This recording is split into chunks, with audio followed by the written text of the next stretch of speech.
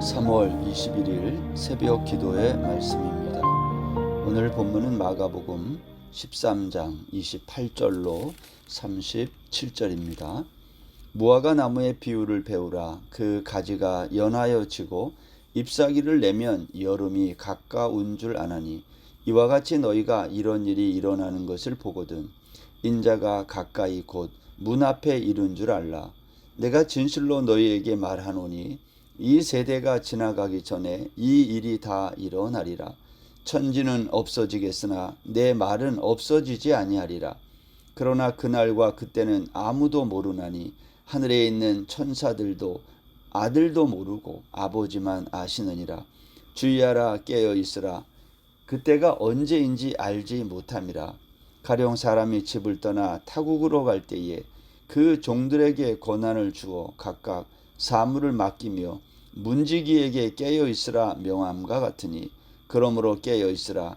집주인이 언제 올는지 혹 저물 때일는지 밤중일는지 닭 울 때일는지 새벽 일는지 너희가 알지 못함이라. 그가 호련히 와서 너희가 자는 것을 보지 않도록 하라. 깨어 있으라. 내가 너희에게 하는 이 말은 모든 사람에게 하는 말이니라 하시니라. 아멘. 오늘 본문의 이야기를 이해하는 키는 28절에 있는 무화과 나무의 비유를 배우라 그랬는데 그 무화과 나무의 비유가 뭔가 하는 겁니다. 여러분이 혹시 이 마가복음 13장 오늘 본문 28절 이하에 있는 이 말씀에서 무화과 나무의 비유란 1948년 이스라엘의 건국이다. 이 비유가 그것을 말한다. 그렇게 설교를 듣거나 또 말씀을 들은 적이 있는지 모르겠습니다. 근데 오늘 본문의 무화과 나무의 비유를 배우라 할 때에 이 이야기는 1948년 이스라엘의 건국을 말하는 것이 아니죠. 이것은 앞에서도 얘기했는데 왜 그런가 하면 오늘 예수님이 지금 이 말씀을 십자가 사건을 앞두고 하신 말씀이거든요. 전부. 그러니까 마가복음 13장 1절에서부터 27절까지 이 앞에 있는 내용 전체가 예수님이 십자가 사건에 대해서 지금 말씀하고 있는 거예요. 그러니까 예수님은 당신이 십자가에서 죽으실 것을 앞두고 지금 이와 같은 말씀을 하고 있다는 거죠. 그래서 마가복음 13장 오늘 본문에 나와 있는 이 예루살렘 성전이 돌 하나도 돌 위에 남지 않고 무너지는 이러한 이야기, 그 다음에 기근과 전쟁과 이와 같은 난리의 소문 등등 재난들의 이야기, 그리고 멸망에 가증한 것이 서지 못할 곳에 선 것을 보는 이야기, 그때 너희들은 산으로 도망하라. 이 전체 앞의 이야기가 십자가의 이야기라고 보면 오늘 무화과 나무의 비유도 자연스럽게 너무 뚜렷하게 이해가 되는 거예요. 근데 사람들이 종종 이 예수님이 하신 이 말씀을 역사의 종말에 일어날 그러한 어떠한 연대기적 순서로 이 말씀들을 이해하다 보니까 이 무화과 나무의 비유를 배우라 하면서 그 가지가 연하여 지고 잎사귀를 내면 여름이 가까운 줄 아나니 이와 같이 너희가 이런 일이 일어나는 것을 보거든 할 때 이런 일을 1948년에 일어난 이스라엘의 건국이라고 말하면서 성경을 오해하고 왜곡하고 예수님이 말씀하신 원래의 의미를 우리가 잘못 알아듣게 되는 겁니다.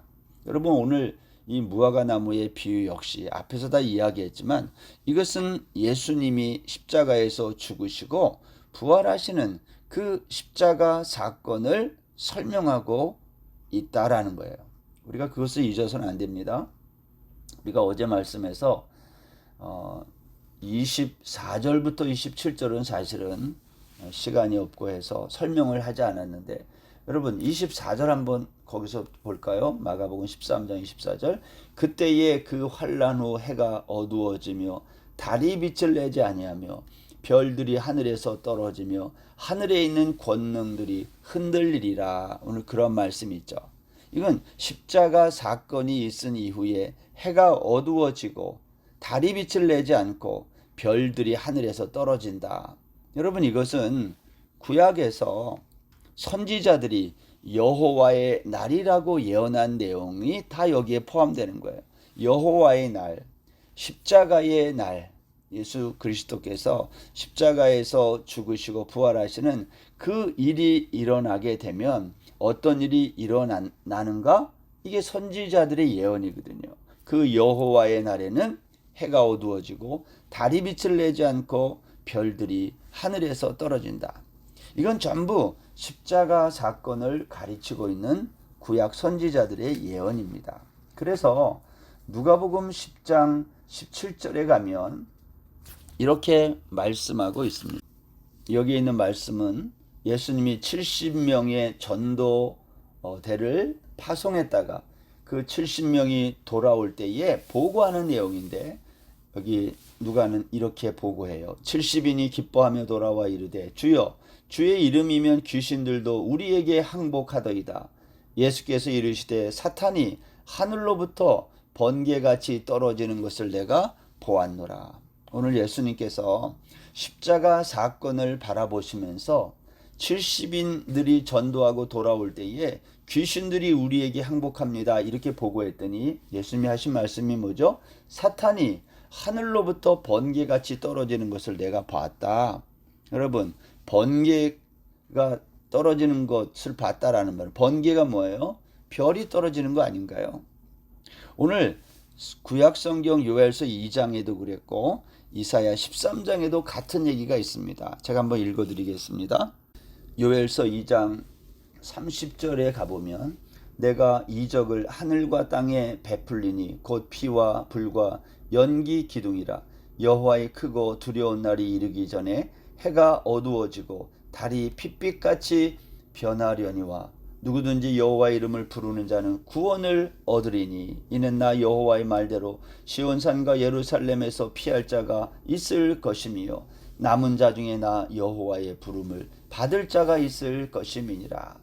요엘 선지자도 이제 십자가의 사건이 있을 그때에 그 예수님이 십자가에서 죽으시고 부활하시는 그 사건이 있을 때에 여호와의 크고 두려운 날이 이른다는 거예요. 그 여호와의 크고 두려운 날이 이르기 전에 해가 어두워지고 달이 핏빛같이 변한다. 전부 예수님의 십자가 사건을 예언하고 또 말씀하고 있는 거 아닙니까? 이사야 선지자도 마찬가지예요. 이사야 13장 6절에 보면 너희는 애곡할지어다 여호와의 날이 가까웠으니, 여호와의 날, 십자가의 사건이 일어나는 여호와의 날이 가까이 오면 어떤 일이 일어나느냐? 10절에 가보면 하늘의 별들과 별 무리가 그 빛을 내지 아니하며 해가 돋아도 어두우며 달이 그 빛을 비추지 아니할 것이로다. 예수님이 십자가에서 달려 돌아가실 때에 하늘이 어두워진 그 사건을 오늘 구약의 선지자들이 다 증거하고 예언하고 있는 거예요. 그렇게 십자가 사건이 있은 다음에 그 이후에는 어떤 일이 있는가? 26절에 보면 그때의 인자가 구름을 타고 큰 권능과 영광으로 오는 것을 사람들이 보리라. 또 그때에 그가 천사들을 보내어 자기가 택하신 자들을 땅 끝으로부터 하늘 끝까지 사방에서 모으리라. 이것은 재림시의 모습을 보여주는데 영광의 모습이라는 거예요. 재림시의 모습은 십자가 사건 이후에 주님이 다시 오시기 전까지의 모습은 어떤 모습입니까? 주님의 영광스러운 모습. 어떠한 영광스러운 모습인가요? 하나님이 택하신 자들을 땅 끝에서부터 하늘 끝까지 다 모으는, 마치 추수 때와 같은, 영적 추수 때와 같은 일들이 일어날 것임을 말씀하고 있는 거예요. 그때가 언제예요? 바로 우리가 살고 있는 지금 이 시간 아닌가요? 오늘 본문은 이 말씀에 이어서 나오는 무화과 나무의 비유를 배우라 그랬는데 갑자기 십자가 사건과 그 이후의 일들을 말하는데 여기서 이 무화과 나무의 비유가 이스라엘의 1948년 건국한 거라고 말하면 우리가 예수님이 십자가 사건을 두고 말씀하신 이 이야기와 맞지 않는 거거든요. 오늘 여기 본문 29절에 보면 이와 같이 너희가 이런 일이 일어나는 것을 보거든 인자가 가까이 곧 문 앞에 이른 줄 알라. 이런 일이 뭐겠어요? 이것은 십자가 사건을 말하는 거예요. 그런데 이 십자가에서 이루어지는 이런 일, 이 심판의 일, 이것은 무화과 나무의 비유와 같다는 거예요. 무화과 나무의 열매, 그 열매를 추수하는 기간에 일어날 일과 같다는 겁니다. 여러분, 이스라엘 나라에는요, 무화과 농사를 언제 하냐면, 이건 이스라엘의 이제 기후를 좀 알아야 되는데, 이스라엘은요, 건기와 우기로 나눠져 있어요. 우리 태국도 그렇잖아요, 일반적으로. 근데 먼저 이스라엘의 우기가 언제냐면 10월부터 11월이 이른비가 있고요. 그 다음에 12월부터 그 다음 우리 말할 때 그 다음 2월까지가 겨울비가 내리는 기간이 있고, 그 다음에 3월부터 4월이 늦은 비가 내려요. 이걸 우기라고 그래요, 전체. 그러니까 9월이 지나서 10월부터 그 다음 우리 태양력으로 4월 달 때까지, 이때가 우기입니다. 근데 이때를 제외한 나머지 5월 달부터 9월까지를 건기라고 말하는데, 건기라고 해서 비가 한 방울도 내리지 않는 게 아니라 건기에는 이슬이 내려요. 이슬. 그래서 농사를 짓는 거예요. 이때도. 이 건기 때에 이걸 여름 농작물이라 그러는데요. 이 건기 때의 여름 농작물 중에 무화과가 있는 거예요. 물론 포도도 있고 올리브도 있는데 이때에 무화과가 나오는 거예요. 그래서 무화과의 추수기, 무화과의 열매를 거둘 때가 언제냐? 요 건기 때에 거두게 된다라는 겁니다.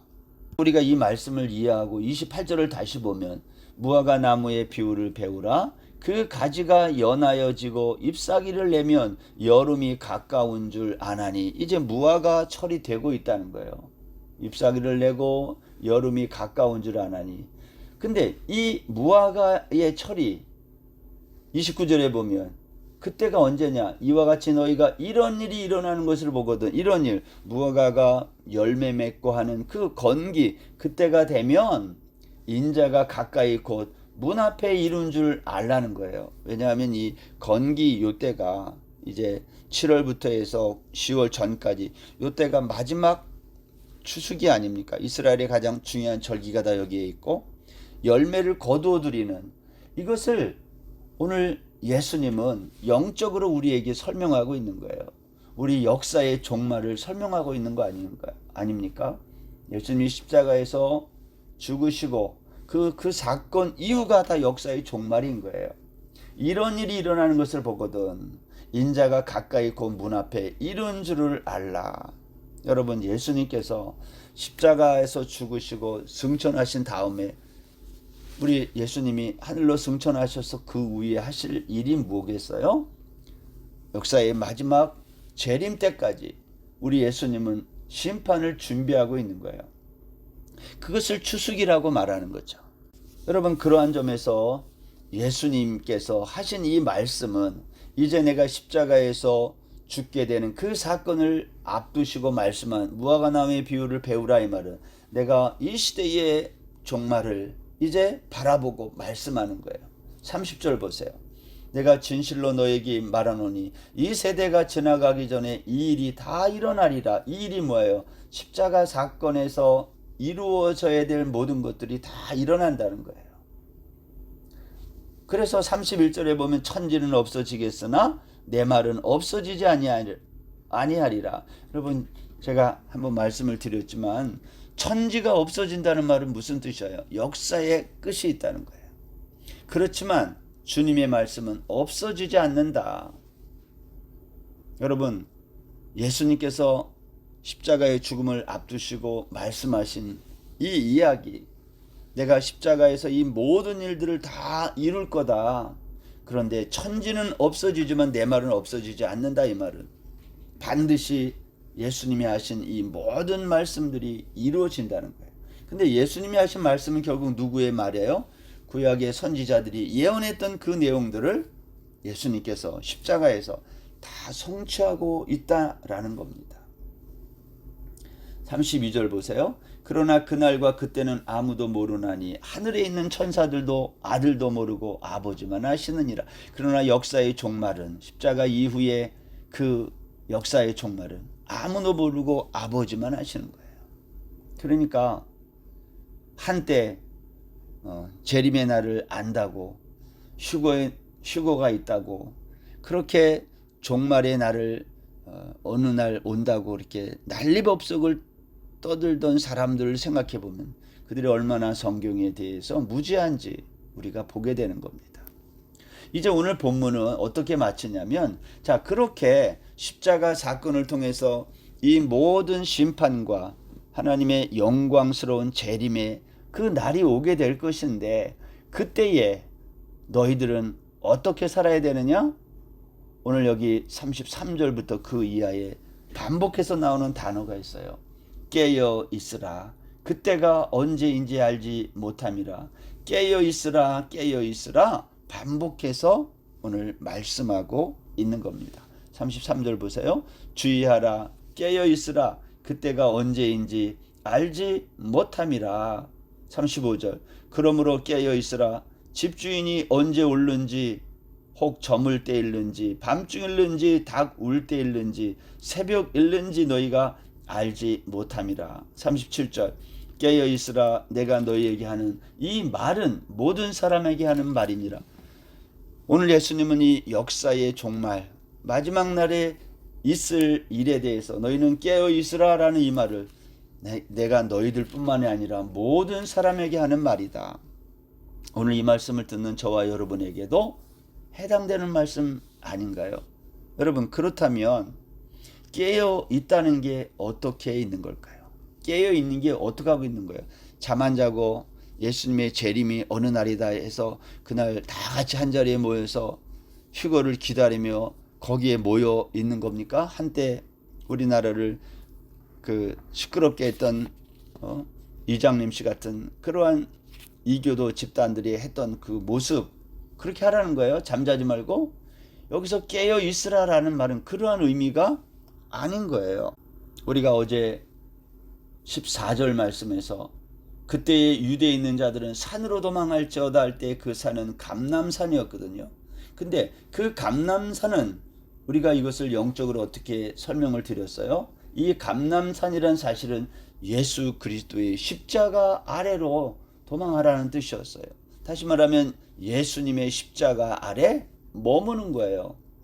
그것이 산으로 도망가라는 말이었어요. 여기 깨어 있으라라는 말도 같은 의미 아닙니까? 깨어 있다는 말은 육신의 잠을 자지 말고 늘 밤중에 기다리고 있으라, 그러한 말이 아니라 예수님의 십자가 아래에 머무는 거예요. 예수 그리스도의 십자가 안에 머물러 사는 삶, 그것을 깨어 있는 삶이라고 말하는 겁니다. 사랑하는 성도 여러분, 우리는 지금 어디에 머물러 있습니까? 어디 아래에 머물러 살고 있나요? 예수님의 십자가 아래, 다른 곳에 피하지 말고 예수님의 십자가 아래 머무는, 그것이 바로 깨어있는 그리스도인의 모습인 것이죠. 우리 모두에게 십자가 아래에 머물러 깨어있는 그러한 성도의 삶을 살게 되기를 주의 이름으로 축원합니다. 기도하겠습니다. 하나님 아버지, 무화과 나무의 비유를 배우라 말씀하셨지만 우리가 성경에 무지해서 우리 마음대로 하나님 성경을 해석했던 적이 있습니다. 우리를 긍휼히 여기시고 무화과 나무의 비유, 이런 일이 일어나는 것을 보거든 이 모든 것은 다 예수님의 십자가의 죽으심과 부활을 가르치는 사건임을 우리에게 말씀해 주셔서 감사합니다. 우리가 남은 인생길 우리가 깨어있는 신앙생활 하게 하여 주옵소서. 날마다 주의 십자가 아래 머무는 우리 이 말씀을 듣는 우리 모든 성도들 되게 하여 주옵소서. 예수님의 이름으로 기도드립니다. 오늘 하루도 평안하세요.